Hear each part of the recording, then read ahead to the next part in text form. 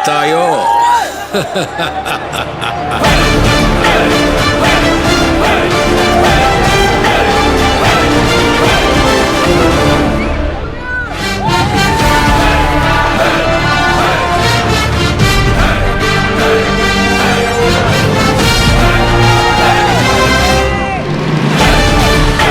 காரிலிருந்தே ஸ்டைலாக கையசைத்த super star.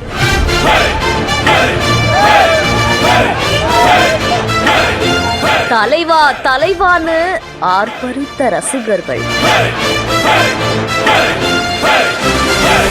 கோழிக்கோட்டில் ரஜினிக்கு வெறித்தனமான வரவேற்பு.